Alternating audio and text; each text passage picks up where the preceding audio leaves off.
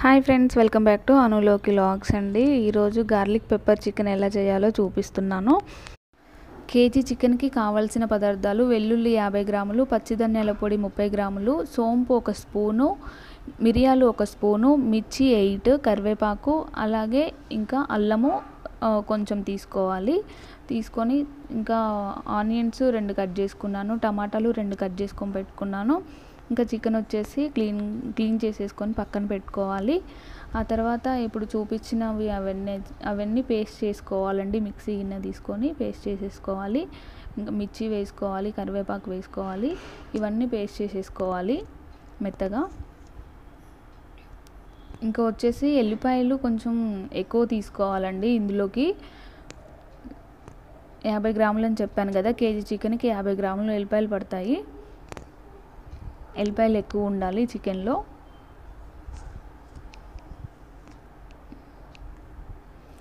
మనం ఎండు కారం వేయకుండా ఇంకా ఇలా చేసుకోవాలి, చాలా టేస్ట్ ఉంటుంది. ఒకసారి ట్రై చేయండి మీరు కూడా. ఇలా ఎప్పుడు ట్రై చేయని వాళ్ళైతే కంపల్సరీగా ట్రై చేసేయండి. ఇంకా సోంపు వేసేసుకున్నాను. ఇదంతా పచ్చిధనియాల పొడి కూడా ఇందులో వేసేసుకొని ఇట్లా కొంచెం వాటర్ వేసుకొని మిక్సీ పట్టేసుకోవాలండి. ఇంకా ప్యాన్ పెట్టుకొని ఆయిల్ పెట్టుకున్నాను. ఆయిల్ హీట్ అవ్వగానే కొంచెం జీలకర్ర వేసుకోవాలి. ఆ తర్వాత ముందుగా కట్ చేసుకొని పెట్టుకున్న ఆనియన్స్ ఉన్నాయి కదండి, ఆనియన్స్ వేసేసుకోవాలి.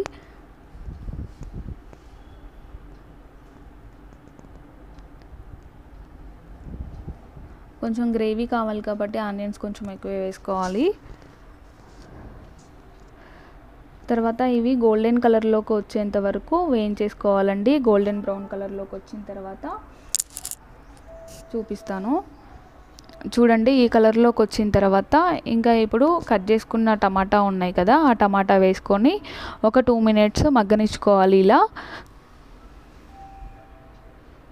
ఆ తర్వాత ముందుగా పట్టుకున్న పేస్ట్ ఉంది కదండి, ఆ పేస్ట్ వేసేసుకోవాలి. ఈ పేస్ట్ మొత్తం కలిపేసుకొని పచ్చివాసన పోయేంత వరకు వేయించుకోవాలండి మొత్తము.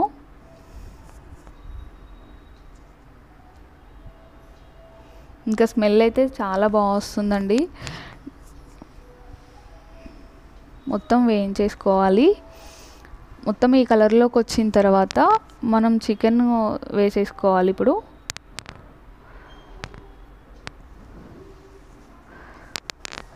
చికెన్ కలిపేసుకోవాలి, మొత్తం ముక్కలకు పట్టేట్లా కలిపేసుకోవాలి.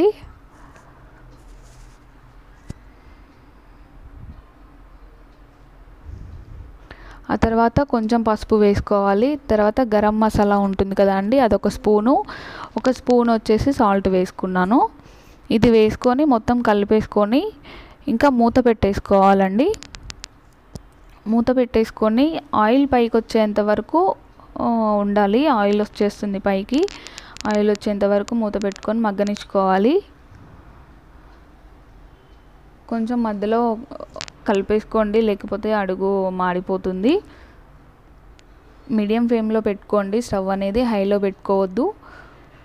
పేస్ట్ మొత్తం పీసెస్కి అబ్జర్వ్ అయ్యి ఆయిల్ పైకి వచ్చేంత వరకు ఇలా వేయించేసుకోవాలండి. ఇలా సిమ్లో పెట్టుకొని మొత్తం ఇలా ఆయిల్ పైకి వచ్చేలాగా వేయించేసుకొని ఇంకా వాటర్ పోసుకోవాలి. ఒక పెద్ద గ్లాస్ వాటర్ పోసేసుకొని ఈ వాటర్ కూడా మొత్తం ఇనికిపోయి ఆయిల్ పైకి వచ్చేంత వరకు మగ్గనిచ్చుకోవాలి.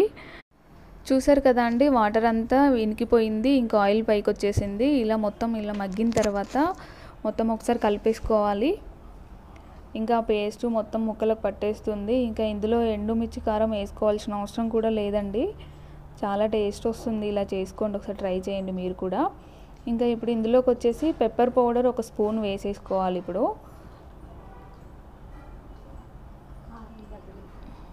ఇందులో ఎందుకనంటే కారం వేయట్లేదు కదా, సో అందుకనే ఇలా వేస్తున్నాను. ఇంకా ఇందాక కూడా 1 స్పూను పెప్పర్ వేసాను కదా, మిరియాలు వేసాను పేస్ట్లో. ఇప్పుడు పౌడర్ వేసుకున్నాను. పౌడర్ వేసుకొని ఒకసారి కలుపుకోవాలి మొత్తం. ఇంకా 5 మినిట్స్ మగ్గనిచ్చుకోవాలండి మూత పెట్టుకొని. ఇంకా తర్వాత మగ్గిన తర్వాత కొత్తిమీర వేసేసుకోవాలి. నేను కొంచెం కరివేపాకు వేసుకుంటున్నానండి, ఫ్లేవర్ బాగుంటుందనేసి కరివేపాకు వేసాను లాస్ట్లో. మీకు ఓకే అనుకుంటే వేసుకోండి, లేకపోతే స్కిప్ చేసేసేయండి.